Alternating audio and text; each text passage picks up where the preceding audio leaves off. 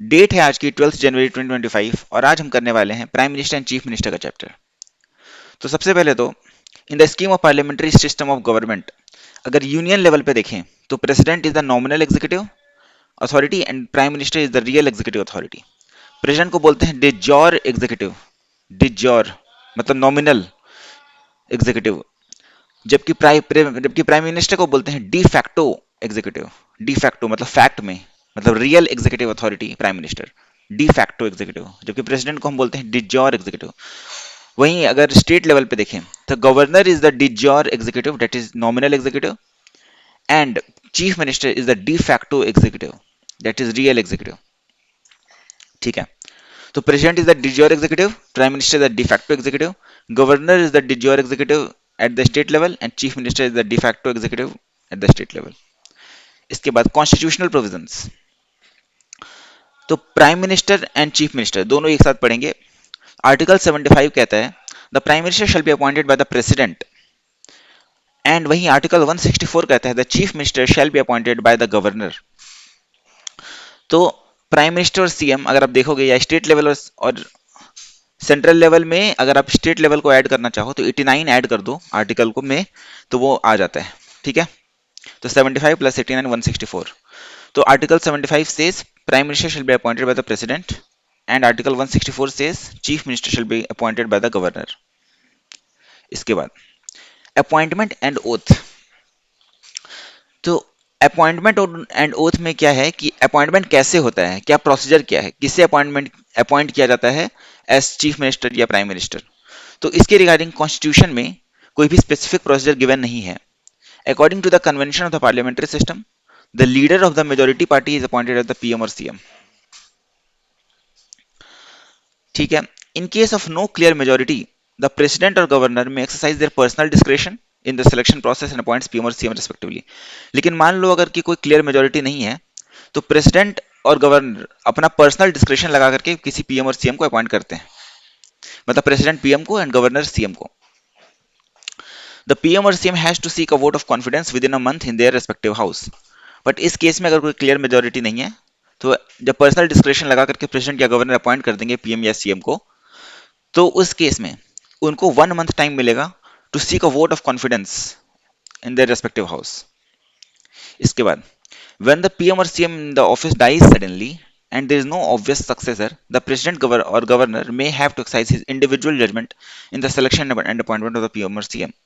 मतलब कि मान लो अगर PM या CM का डेथ हो जाए एंड कोई ऑब्वियस सक्सेसर नहीं है तो उस केस में प्रेसिडेंट या गवर्नर अपना इंडिविजुअल जजमेंट को एक्सरसाइज करेंगे in the appointment of PM और सीएम, मतलब प्रेसिडेंट पीएम के लिए एंड गवर्नर सीएम के लिए। कॉन्स्टिट्यूशनली द पीएम और CM may be a member of any of the two houses of the parliament और स्टेट लेजिस्लेचर, मतलब पीएम या फिर सीएम किसी भी मेंबर, किसी भी हाउस का मेंबर हो सकते हैं। Any of the two houses मतलब पीएम या तो लोकसभा का मेंबर या राज्यसभा का मेंबर, सीएम या तो लेजिस्लेटिव काउंसिल का मेंबर या लेजिस्लेटिव असेंबली का मेंबर हो सकते हैं।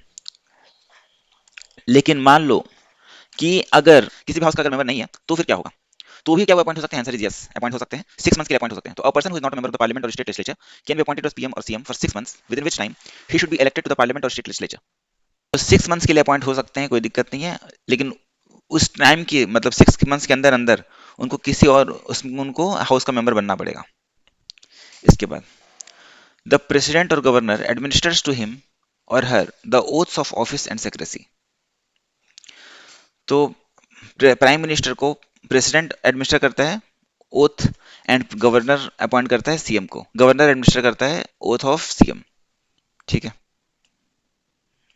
इसके बाद टर्म, टर्म अगर दोनों का देखें पीएम का भी और सीएम का भी, दोनों का भी टर्म फिक्स्ड नहीं है, not fixed, and holds office during the pleasure of the president prime minister and chief minister का भी टर्म फिक्स्ड नहीं है and holds office during the pleasure of the governor. Salary अगर देखें तो प्राइम मिनिस्टर का salary is determined by the parliament जबकि chief minister का salary is determined by the state legislature. इसके बाद पावर्स एंड फंक्शंस, आर्टिकल 74 है PM के लिए, आर्टिकल 163 सीएम के लिए, 89 ऐड करने पे ये आ जाएगा। आर्टिकल 75 अगेन पीएम के लिए, आर्टिकल 164 सीएम के लिए। तो आर्टिकल 74 में कहता है कि council of ministers with the PM as the head to aid and advice the president on the exercise of his functions. मतलब कि काउंसिल ऑफ मिनिस्टर्स पीएम के साथ मिल करके, मतलब काउंसिल ऑफ मिनिस्टर्स होंगे with the PM as the head of the council of ministers, वो aid and advise करेंगे president on the exercise of his functions. उसी तरीके से आर्टिकल 163 कहता है कि council of ministers with the CM as the head to aid and advice the governor on the exercise of his functions. इसके बाद article 75 कहता है कि other ministers shall be appointed by the president on the advice of the PM.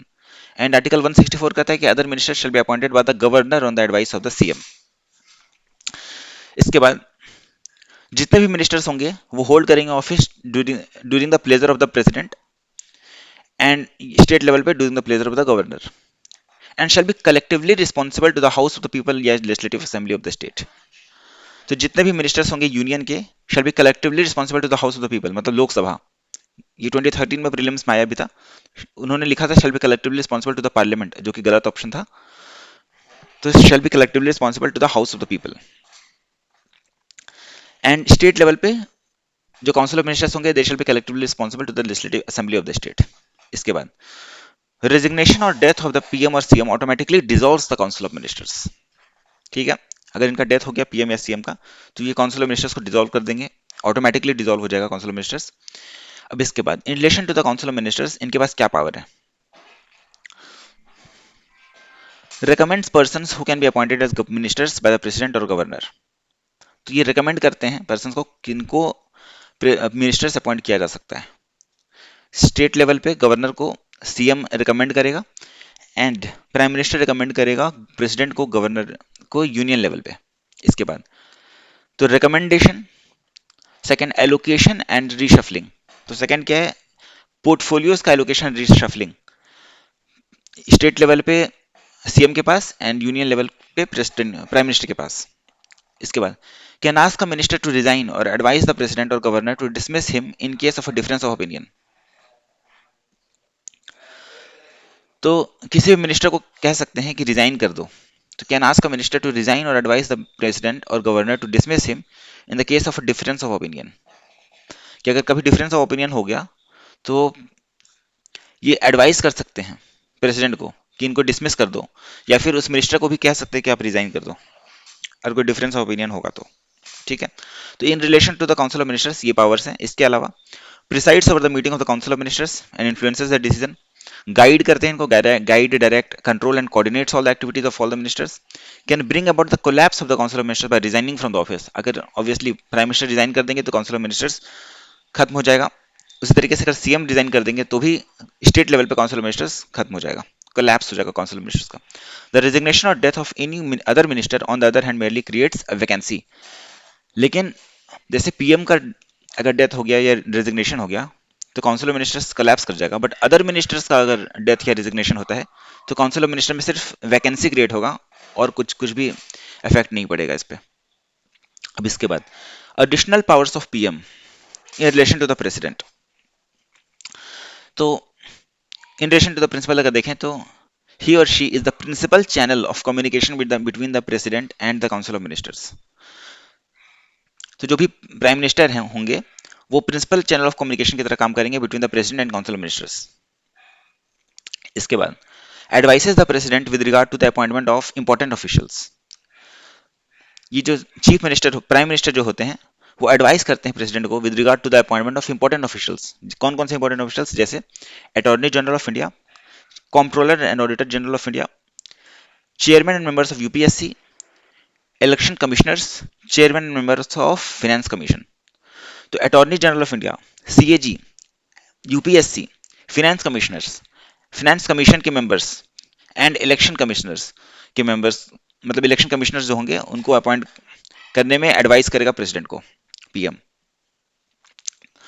इसके बाद in relation to the parliament advises the president about summoning and proroguing the sessions of the parliament, recommend dissolution of the Lok Sabha to the president at any time and announces government policies on the floor of the house।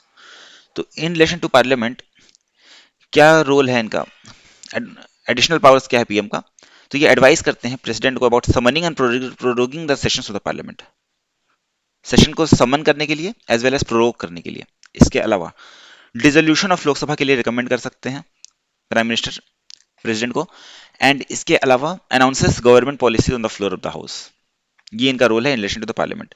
Other powers and functions देखें तो he is the chairman of the NITI Aayog, या फिर NIC that is national integration council, inter state council, national water resources council and some other bodies, कि ये chairman होते हैं। NITI Aayog, NIC, inter state council, national water resources council के chairman होते हैं। Plays a significant role in shaping the foreign policy of the country, chief spokesman of the union government, he is the crisis manager in chief at the political level during emergencies and leader of the party in power. इसके अलावा political head of the services. वही ये थे powers, additional powers of PM. अगर additional powers of CM देखें तो president के relation में कोई पावर नहीं है उनका, ये प्रेसिडेंट के रिलेशन में इनका कोई पावर नहीं है। बाकी in relation to the parliament and other powers and functions इनके पास भी हैं। तो in relation to the parliament की जगह पे in relation to the state legislature, additional powers of CM देखेंगे।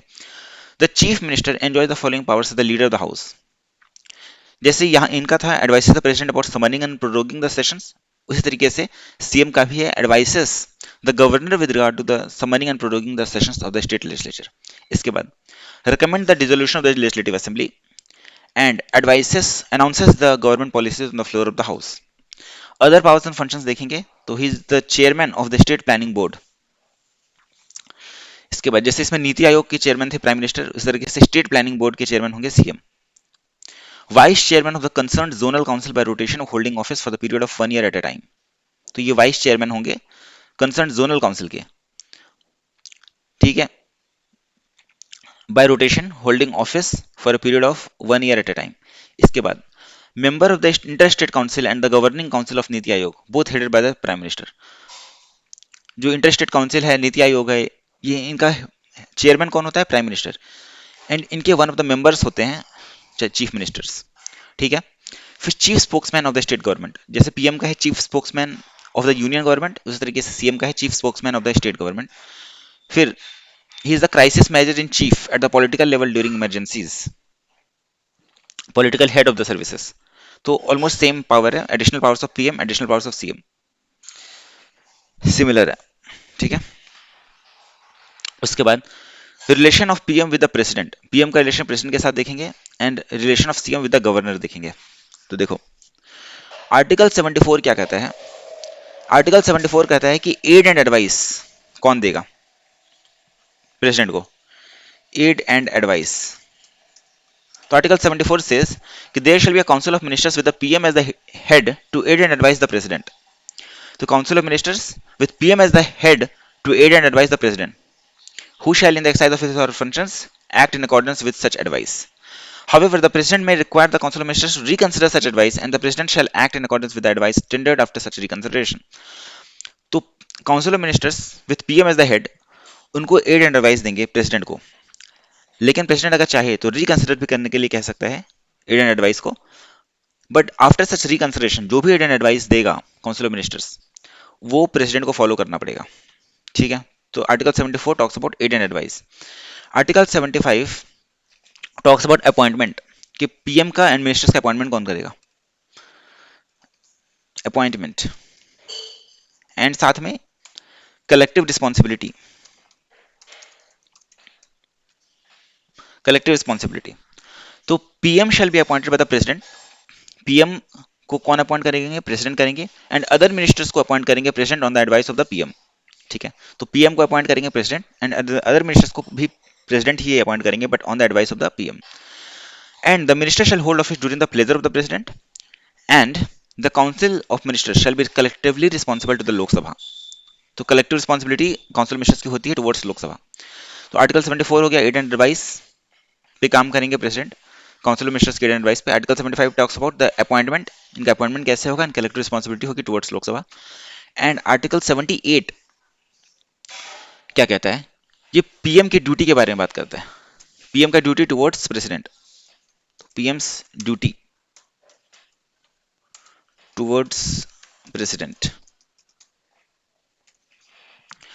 तो पीएम का 3 ड्यूटी है टुवर्ड्स द प्रेसिडेंट। पहला, to communicate to the president all the decisions of the council of ministers, जो भी डिसीजंस लेंगे council of ministers regarding the administration of the affairs of the state, या फिर regarding the proposals for legislation, मतलब अगर कोई नया law आ रहा है तो उसके रिगार्डिंग प्रपोजल, या फिर एडमिनिस्ट्रेशन के रिगार्डिंग कोई भी डिसीजन अगर होंगे काउंसिल ऑफ मिनिस्टर्स के, तो वो प्रेसिडेंट को कम्युनिकेट करेगा प्राइम मिनिस्टर। पहला कम्युनिकेट करना, दूसरा फर्निश सच इन्फॉर्मेशन जो कि प्रेसिडेंट मंगवाएगा, अगर प्रेसिडेंट को कोई भी इन्फॉर्मेशन चाहिए towards the proposals for legislation या फिर towards administration of the union, तो उसे प्राइम मिनिस्टर देगा प्रेसिडेंट को। एंड थर्ड, अगर प्रेसिडेंट ऐसा कहता है कि काउंसिल ऑफ मिनिस्टर्स ने किसी भी मैटर को कंसिडर नहीं किया है एंड उस पर जो डिसीजन है वो किसी एक मिनिस्टर ने ले लिया है, तो वैसे मैटर को आपको सबमिट करना पड़ेगा for the consideration of the council of ministers. तो अगर प्रेसिडेंट ऐसा कहता है तो ये करना पड़ेगा। तो if the president so requires to submit for the consideration of the council of ministers, अगर प्रेसिडेंट रिक्वायर करता है, मतलब अगर प्रेसिडेंट ऐसा कहता है तो सबमिट करना पड़ेगा for the consideration of the council of ministers any matter on which the decision has been taken by minister but which has not been considered by the council, मतलब काउंसिल ने consider नहीं किया है and decision इस पे एक minister ने लिया है, तो वैसे मैटर को आपको सबमिट करना पड़ेगा for the consideration of the council of ministers. तो ये था आर्टिकल 74, 75 एंड 78। एंड इसी से रिलेटेड सेम टू सेम इसमें 89 ऐड कर दो तो ये रिलेशन ऑफ सीएम हो जाएगा विद द गवर्नर। 74 में के कोरस्पॉन्डिंग सेक्शन है 163, 75 का है 164 एंड 78 का है 167। ठीक है, तो सेक्शन तो आर्टिकल 163 कहता है कि there shall be a council of ministers with the CM as the head to aid and advice the governor. ठीक है, on the exercise of his और हर फंक्शंस, तो गवर्नर को एड एंड एडवाइस देगा council of ministers. फिर article 164 कहता है कि CM shall be appointed by the governor, मतलब अपॉइंटमेंट के बारे में एंड कलेक्ट रिस्पांसिबिलिटी के बारे में, तो सीएम अपॉइंट होगा गवर्नर के द्वारा एंड अदर मिनिस्टर्स भी गवर्नर के द्वारा ही अपॉइंट होंगे but on the advice of the CM. And the council of ministers shall be collectively responsible to the legislative assembly of the state. तो यहाँ पे भी लेजिस्लेटिव असेंबली की तरफ कलेक्टिव रिस्पॉन्सिबिलिटी है, लेजिस्लेटिव काउंसिल की तरफ नहीं। ठीक है, एंड आर्टिकल 167 में यही कहता है कि duty of CM towards the governor, तो पहला duty to communicate to the governor regarding all the decisions of the relating to administration of the affairs and proposals for legislation. अगर कोई नया लॉ आ रहा है तो उसके रिगार्डिंग प्रपोजल या फिर एडमिनिस्ट्रेशन ऑफ द अफेयर्स के रिगार्डिंग जो भी डिसीजंस होंगे उनको कम्युनिकेट करेगा। सेकेंड, अगर गवर्नर कोई भी इंफॉर्मेशन मांगता है regarding the administration of the affairs of the state या फिर regarding the proposals for legislation, तो उससे कम्युनिकेट करेगा, मतलब इंफॉर्मेशन प्रोवाइड करेगा। And third, to submit for the consideration of the council ministers, कोई भी मैटर जिसपे कि काउंसिल मिनिस्टर ने डिसीजन नहीं लिया है, उस पर डिसीजन सिर्फ एक मिनिस्टर ने लिया है, तो वैसे मैटर्स को भी सबमिट करेगा for the consideration of the council ministers, अगर गवर्नर चाहता है तो। ठीक है, so this was all about prime minister and chief minister. ये चैप्टर खत्म होता है अब। Thank you.